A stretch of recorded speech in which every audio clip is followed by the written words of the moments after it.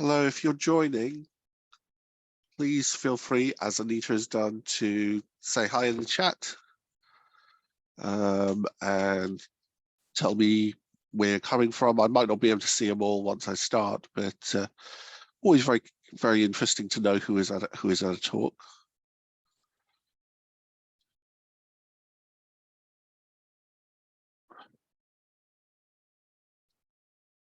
We also have a Q&A box, but that's for when I start talking.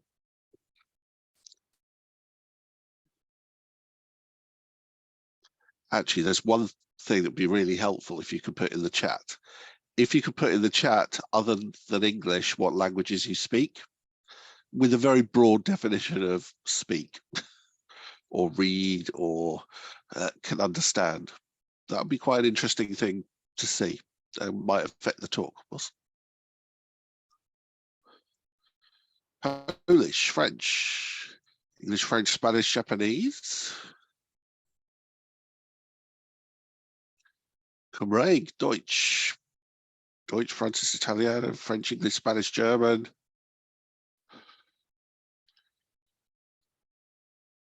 Spanish, French, Portuguese.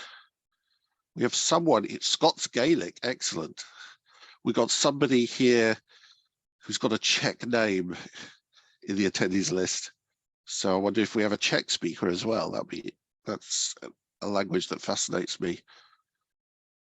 French, German, Spanish, German, French, Norwegian. Bokmål or Nynorsk. What's your preferred, Jacqueline, what's your preferred Norwegian? Bokmål, okay. Italian and Swedish, a few words of each.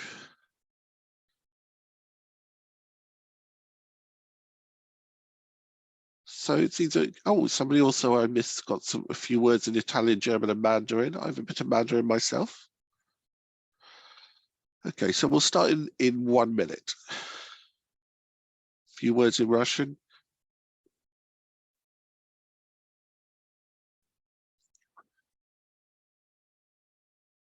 I'm going to start my PowerPoint presentation now.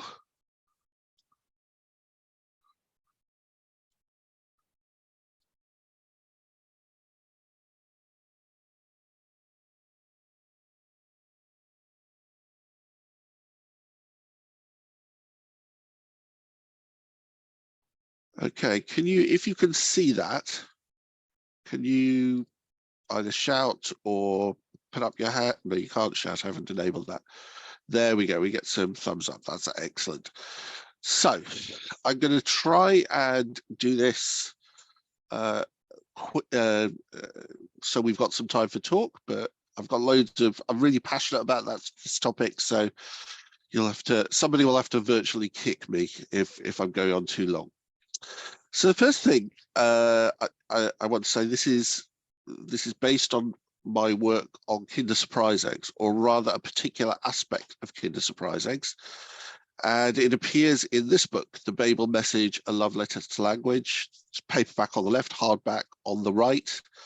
But what I'm going to be doing today derives from some of my work for the book, but also includes stuff that's not there.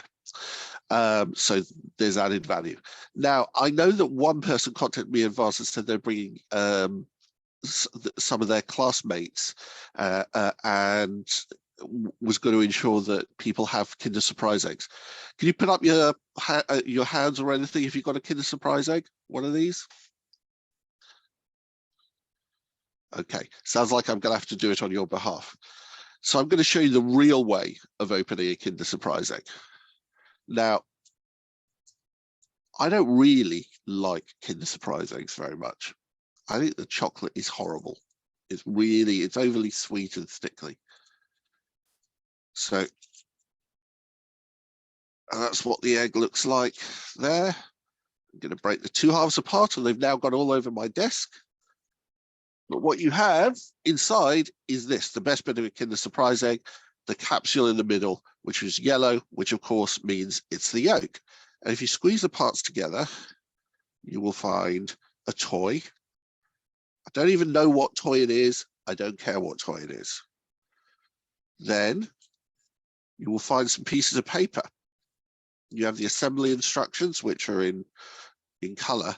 But what you really get, the thing that excites me most, is this.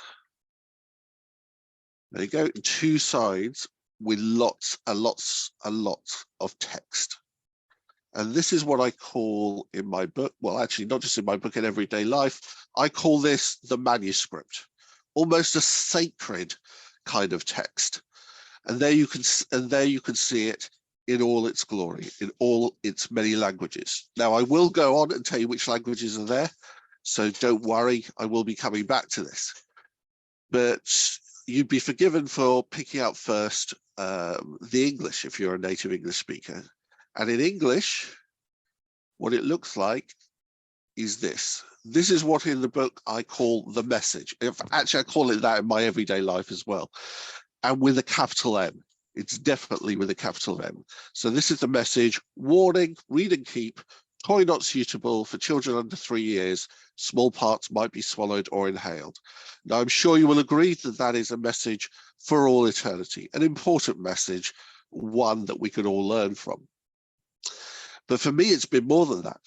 It's been the starting point for a journey through many different languages, most of which I don't speak. So the manuscript has 37 languages on this tiny piece of paper. It has Armenian, Azerbaijani, Bulgarian, Czech, Danish, German, Greek, English, Spanish, Estonian, Finnish, French, Croatian, Hungarian, Italian, Georgian, Kyrgyz, Lithuanian, Latvian, Macedonian, Dutch, Norwegian, Polish, Portuguese, Romanian, Russian, Kazakh, Slovak, Slovene, Albanian, Serbian, Swedish, Turkish, Ukrainian, Persian, Arabic, Chinese.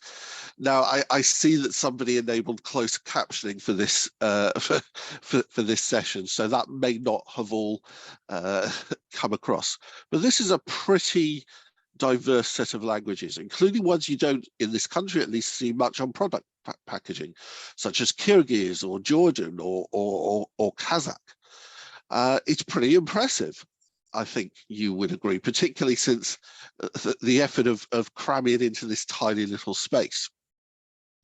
But here's the thing, it's actually much more complicated than just being a piece of paper on which the same warning message is reprinted 37 times. It's much more complicated and much more interesting.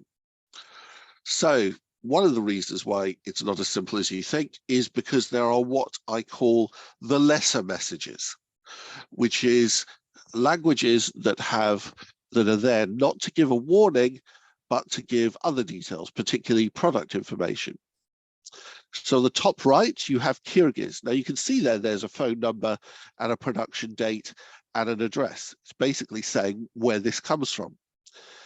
And below that, you have Ukrainian, and you can tell it's Ukrainian even if you don't look at the code word UA, because it has dots over some of the I's, which is in Cyrillic alphabets, one of the distinctive features of Ukrainian that you don't find in Russian. Next to it, you have Armenian, which includes similar sort of information, but strictly speaking, this is Armenian in sentence case. We'll see later that Armenian also exists in capitals as well, just like we have. And here's an interesting thing here, is that Armenian is the only language on the piece of paper that, on the manuscript that has both a lesser message and a warning message too. What it has deserved for that honorable status, I do not know. Incidentally, this is where we encounter the first of a series of mistakes on the warning message sheet, because it's marked, the Armenian is marked with the letters AR. Now that is not, there are 2 kinds of standardized codes that you will see on the sheet. One is for languages and the other is for countries. And both of them are set by something called the International Standards Organization. And AR is the code for the Arabic language and Argentina, the country. So Ferrero, who make Kinder Surprise eggs, have clearly made this one up, shockingly enough. And above Armenian, you have a message, a lesser message tagged with the letters RUKZBY. The first half of it is in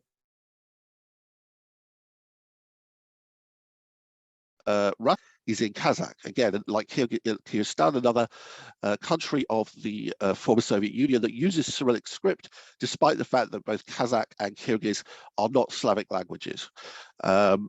Interestingly, the BY there is the country code for Belarus, but Belarusian, the language, is not there.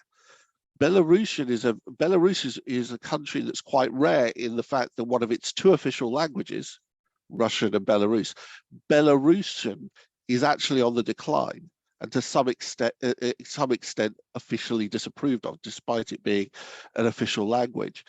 So Ferrero have just used Russian, assuming probably correctly that everybody in Belarus is going to understand that. We also have two Chinese messages. Now, when I do talks where I can see people, I usually get people to put up their hands if they know what the differences between the two are. And somebody always says one's Mandarin, one's Cantonese. And that's not the case. In fact, these are identical Mandarin messages, but in two different ways of writing Chinese. On the top, if you look for, 5 characters to the right, and compare that to the bottom 5 characters to the right, you can see that some of the characters in the message below have been simplified. And that's what's known as simplified Chinese characters, which developed in the People's Republic of China from 1949 as a way of encouraging mass literacy and making Chinese a little bit easier to learn. Now, in Taiwan, Hong Kong, and Macau, they still use what are known as traditional Chinese characters. But a lot of the characters are the same, but some of the more complex ones have been simplified. Although if you don't read Chinese, they both look pretty daunting. So on the manuscript, script, you have 37 languages, 35 warning messages, but the warning messages are in 34 languages. I told you it was complicated. And what's really even more interesting is that the warning messages are not actually the same. You could compare the English to the French, English in the left column, French in the middle column, and you can see immediately, even if you don't understand French or English for that matter, that the French one is shorter. It lacks that middle sentence saying the toy's not suitable for children under 3 years. And in fact, there are only 7 warning messages that include that middle sentence of toy not suitable for children under 3 years. There are all kinds of other differences too. If you look in the right-hand column, there are differences in the typography. If you look, for example, at DA, which is Danish, the 4th one down, that doesn't have any words that are all in caps. But if you go to Czech above and Bulgarian above, particularly the Bulgarian one, all of the bit in red is in capitals. If you look at DE, which is Germany, Deutschland, you can see that the word for warning is actually at the end of the first bit in red, accompanied by an exclamation mark. In fact, the word is not warning, it's actually warning message. So one of the things I've been really interested in is the idea of the Rosetta Stone. And in fact, I had an article published a while back that was titled, I didn't come up with the title, that the Kinder Surprise eggs were the Rosetta Stone for our time. And it's certainly true that putting languages side by side can give you insights into languages you don't speak. On the other hand, there's always a slippage, sometimes a major one or sometimes a very, very subtle one between translators. Most linguistic professors, most philosophers would say that perfect translation is not possible. So there are various ways in which the warning messages on the sheet may differ very subtly in nuance. For example, one of them is the difference between the word warning and the word attention, like you get in French, or attention, which you get in Spanish, or attenzione in Italian, and similar words in Portuguese and Romanian. Attention is a word that reaches out to you. Hey, you, pay attention. Warning is a word that reaches into itself. It says, I am a warning. Right? So one is almost solipsistic, the other one reaches out. And there are differences in nuances in meaning there that I think are interesting to ponder. But, and here's the big shocker, the big scandal that I promised you, well, no, I didn't promise you, but I should have promised you earlier was going to be one of the big payoffs from my talk. And that is that there are errors on the warning message sheet. If you look at the left, that is the Estonian warning message. And first of all, if you look at the end of the second line where it says Voivad, there is a character there. I don't know if you can see my mouse there. There's a line through the left wall of the O. Now that character does not exist in any language. I couldn't even reproduce it if I tried. Also, the line there over the O is a bit off center, but here's the big thing. Lines like these are called macrons, but Estonian doesn't use macrons. Estonian uses what we see on the right, which are called tildes. A tilde is something many of you will probably know from the word España or Español. It's a near sound that you get in Spanish, but tildes you can find in other languages, and in Estonian they are used over certain vowels. So the Estonian message is wrong, and it's been wrong for a number of years because I've looked at warning messages on the Kinder Surprise Egg for many years. And there are other errors too, which you might want to talk about a little bit later. And all of this shows how hard it is to create a multilingual tiny piece of paper in 34 languages, because nobody speaks that many languages. So it's very, very hard to get right.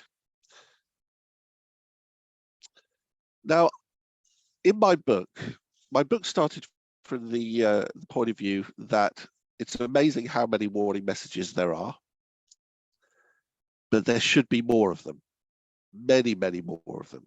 And I call this liberating the message. And in my book, I have the message into dozens and dozens of new languages.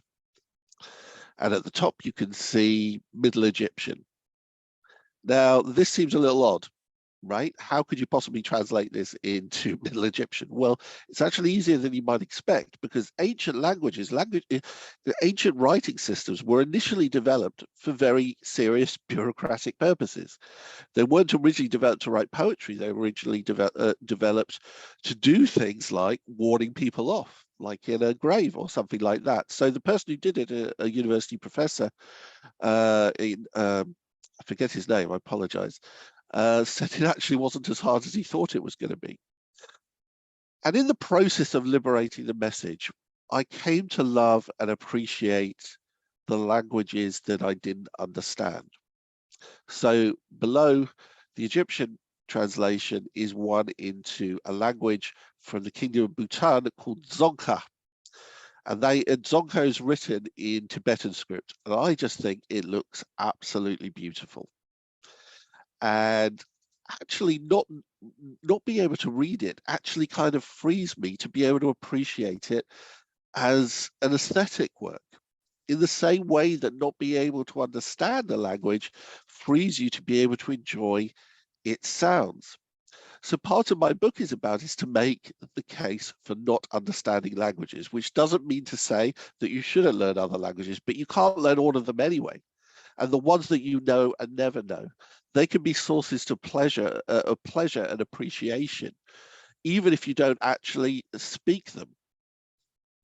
So in that respect, the Tower of Babel myth, which is where people can't, the lesson of which is when people can't understand each other, there is inevitably conflict.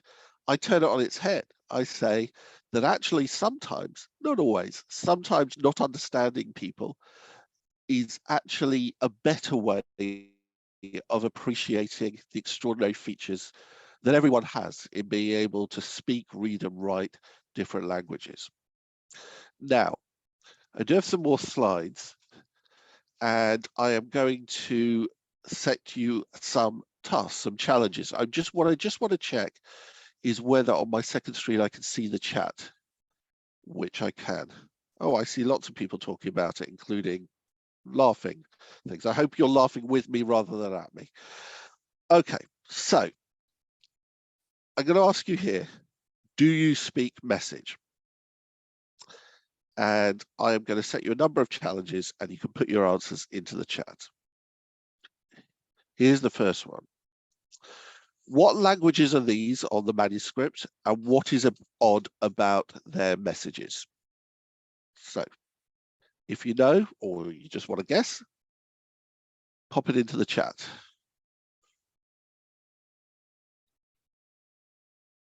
Yes, well done, Tolumerio. The top one is Azerbaijani. That's a Turkic language that during the Soviet Union was written in Cyrillic, but is now written in Roman lettages. And thank you, Magdalena.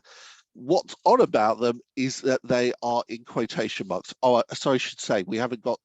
No, the other language is not Hungarian. Yes, that's true. Can anyone tell me what the language below is? No, it's not Thai. No, it's not Vietnamese. I'll give it away now. It's actually Armenian, and it's Armenian purely in uppercase.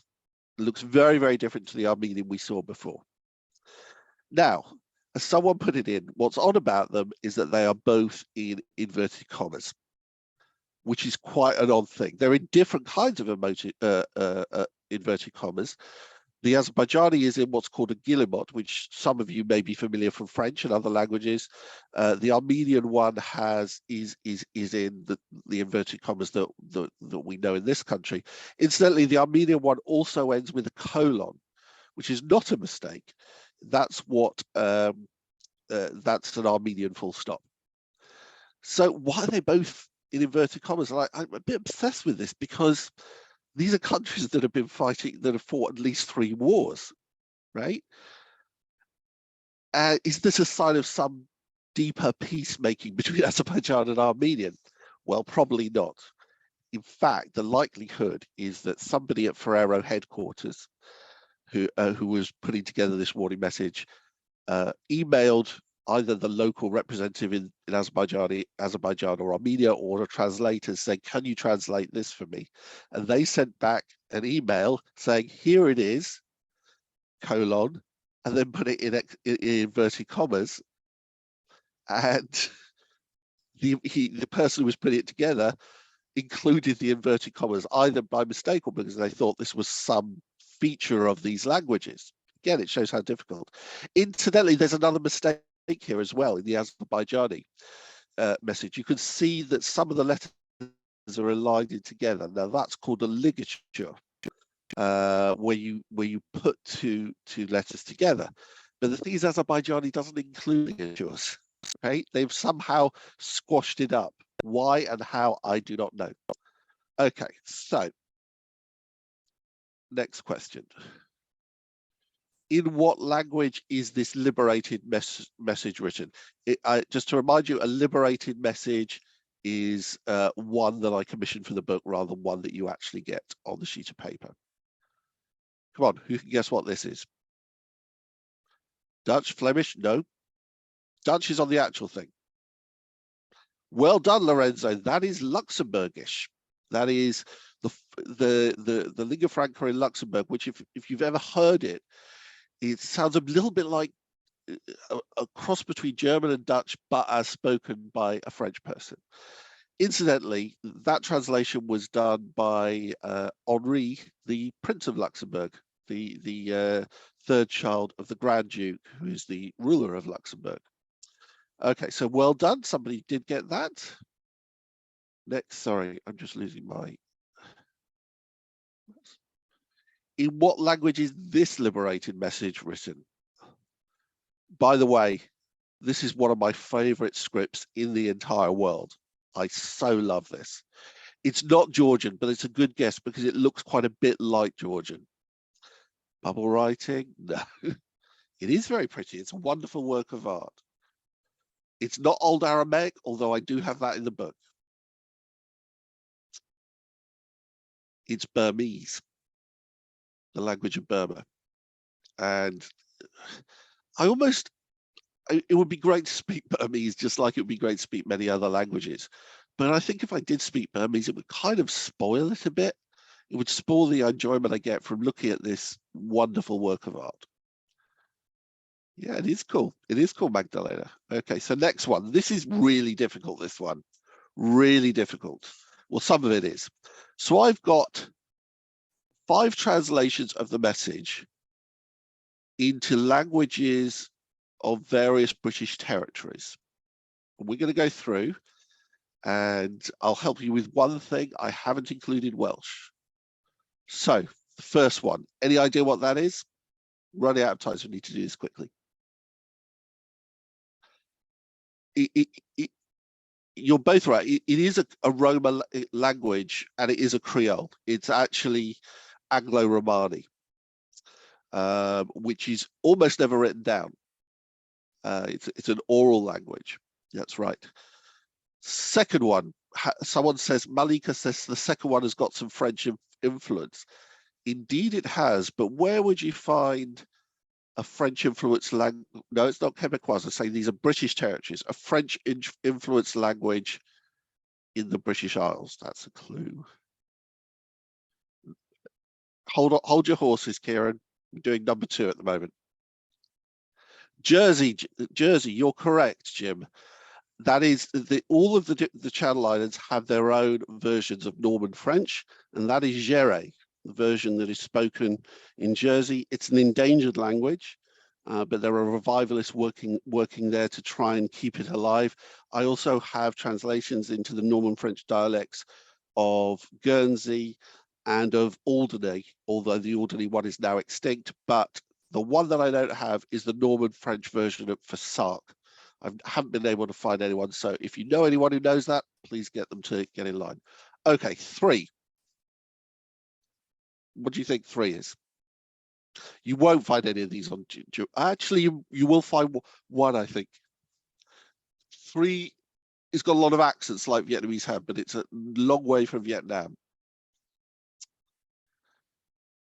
All right, I'll tell you what this is. This is what's called Llanito, which is spoken in Gibraltar.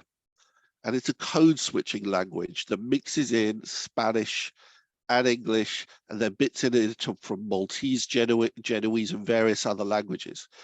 Now, I have 2, it does have a very strong Spanish influence, particularly Andalusian Spanish.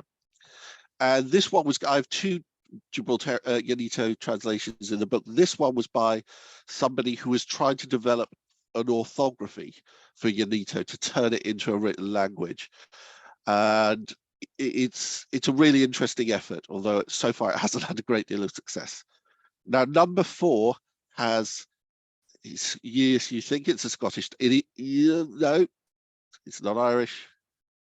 It's not Irish. Number 4, it is a Scots language, but it's not standard Scots. It's not Ulster Scots, no.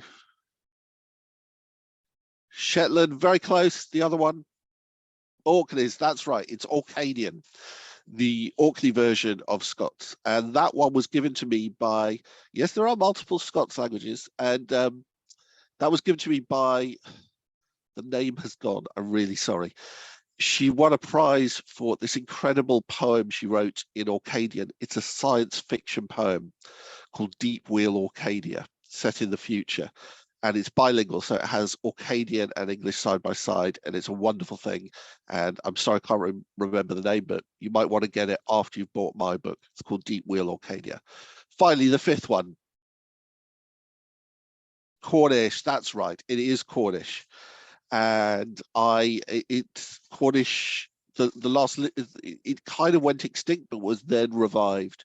And now there are several hundred speakers. And I was in Cornwall last summer, and I saw Cornish in on a sign in a bus, which I thought was a wonderful thing to see. Okay, so moving on. Which is the conlang, is my question. A conlang is a constructed language. It's something like Esperanto. Now, one of these is a conlang that was invented fairly recently. Which one is it? Bottom left, you've got it. It does look a bit like Egyptian. The bottom left is the conlang. So from the top, that's called Amazigh, which is sometimes known as Berber. And it is spoken in Morocco and other Saharan countries. And it has its own script, which I didn't know until I wrote the book that it had, and I think it looks fabulous. The bottom right is not actually a language. The bottom right is actually a transcription system for transcribing American Sign Language. So you can write sign language. Now, obviously nobody does, but it is used in academic studies of sign language. And I think it looks fabulous. It's kind of like a modern hieroglyphics. I think it's amazing.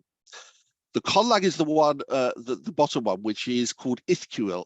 It's not Klingon, it's Ithkuil, which is one of the most complicated languages ever created by an American called John Quijada, who gave me this translation, and even he can't speak it fluently.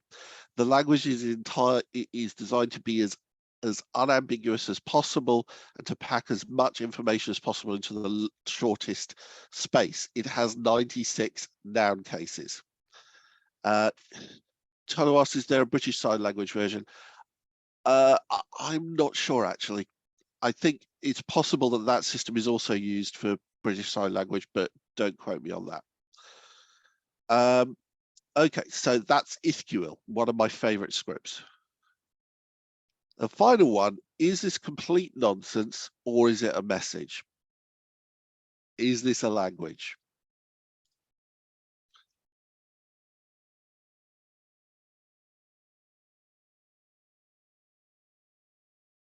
That's silenced everyone. I don't see anyone in the chat with that. It is not Icelandic, not a clue, it's not a language. I don't think it's a language, but I want it to be one very badly. Well, Magdalena, your dream has come true. It is, in fact, a language that I created for the book because I was reading a lot about conlangs and I thought, I want to get in on this. But I did it in a particular way. I decided to create only enough of the conlang, just enough that it could translate the message and absolutely nothing else. And I also designed it to be, I wanted several things in it. One is I wanted long compound words. I wanted a complex case system, all of which this is have. And I also wanted to be a greatest hits for my favorite diacritics. So we have the tilde, like Estonian. We have the Icelandic thorn. We have macrons. We have various other things as well, because I want it to look that way. But it does have rules. It does have rules. It is systematic, and all the words are based on a root system, like a lot of like Semitic languages like Arabic and Hebrew are. Now, I only intended to create enough of that to translate the message, but I actually found, and I promise you this is not a setup, that I could create new words using the rules that I created for this language. And one of them allowed me to do this, to say Iltigursh Zanigermo, which means read this book in my language. So, okay, I hope you enjoyed that. Thanks for the engagement on the chat. And yes, it is totally crazy. Does anyone have any questions? Comments? I think I'm going to do a significant amount of my near future inventing my own language. It's much harder than you think. There's a book by David Peterson called The Art of Language Creation. He created Dothraki and provided the Dothraki translation in my book. He's created languages for Game of Thrones. He's created it for the film Avatar and lots of other things. And he's incredible. And the book both inspires you to create a new language, but also shows that it's such a difficult thing to do that you think, I can't be bothered to do this. What's the name of the signed transcription conlang? Now you're talking. I'm going to look in my actual book to see what it is called. Talk among yourself while I do that.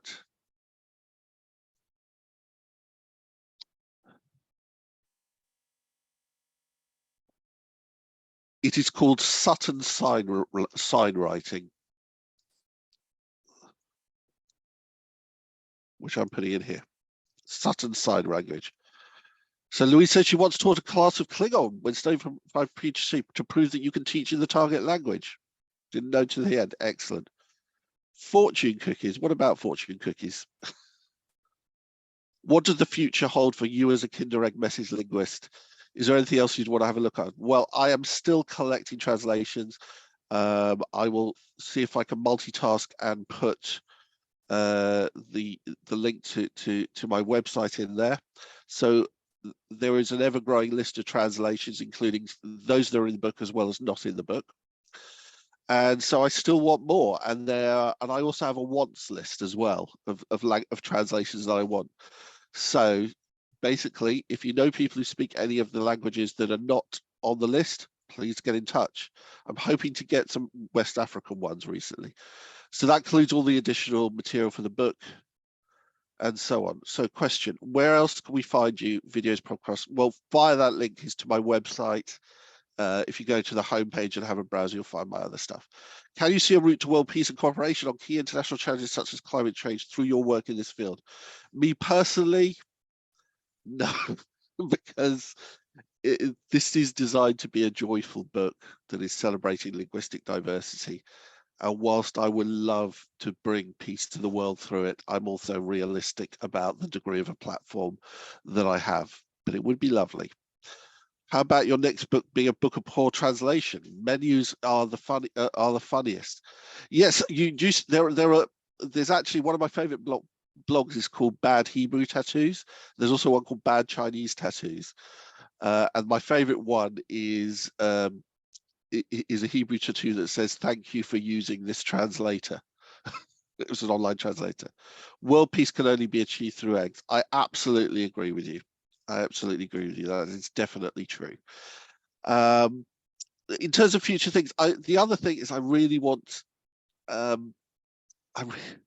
really want to meet the person who puts the morning message together, because Ferrero, the giant multinational that makes eggs, have refused any assistance whatsoever.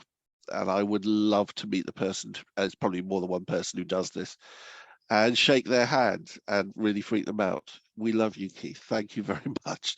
You haven't seen the rest of my stuff.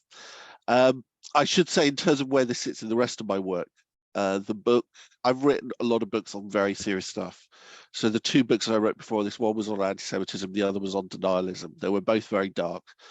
And the Babel message emerged during lockdown, where I wanted a project that, I mean, I'd done some of this before. I did a podcast a few years before, but I needed a lockdown project that would allow me to reach out beyond my house to people all over the world.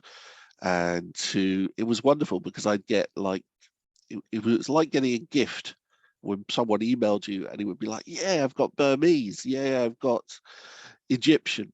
And people were really friendly and lovely about it. Absolutely the best use of lockdown I've seen. You haven't tasted my wife's sourdough. She made sourdough every single day. A deal, yes. A is the German for egg. It's also the Finnish for no as well. We do have a bit of time left. I raced through it because I didn't think. Sorry, I don't speak German. Okay, that was embarrassing, wasn't it? We do have a few minutes left. I raced through the talk because I was worried about overrunning, but I actually underrun, which is something that I very rarely do. I'm happy to stay here and chat if you would like to, or you can go and buy my book, not on Amazon or on Amazon, or go and browse what other people are talking about here at this event today. Thanks for not embarrassing me. Already on my wish list. Thank you, Tyler. Much appreciated. How many languages do I speak? I did Spanish A level, so that's not so bad. I have pretty good French. I have Hebrew, modern Hebrew that I learned as an adult. It used to be very good. It's deteriorated a bit. And during lockdown, I also learned Finnish on Duolingo. And then because I'm 50 years old and getting on a bit, I lapsed and forgot most of it. But Finnish is probably the language in the world I'd most like to speak, because I think it's amazing. Where can we get the book from? It's from bookshops, Amazon, any online outlet. It's released by I didn't self-publish this. It's released by an actual proper publisher. So it shouldn't be difficult to get. It's called The Babel Message.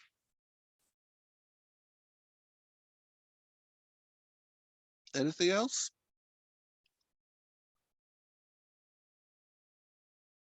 Okay. Thank you. I appreciate it. Sorry, Tolu put in the question. I often find myself picking up random language facts. What made you want to create books on this topic? I'm actually more of a sociologist more than a linguist. That's not my academic training. But for years and years and years, I've been fascinated by obscure languages, particularly endangered languages. I joined something called the Foundation for Endangered Languages. So it's been a passion of mine, but an amateur passion. And it's still kind of amateur, but I think the book also draws on my sociological skills. In other ways, the secret of the book is that it's actually a fairly serious book with an absolutely ridiculous premise. So it's funny, but I'm also talking about diversity and coexistence and the role that language can play in that. All right. Enjoy the rest of the time. I might bump into you at some of the other sessions here, and enjoy your languages, whatever they may be. Bye.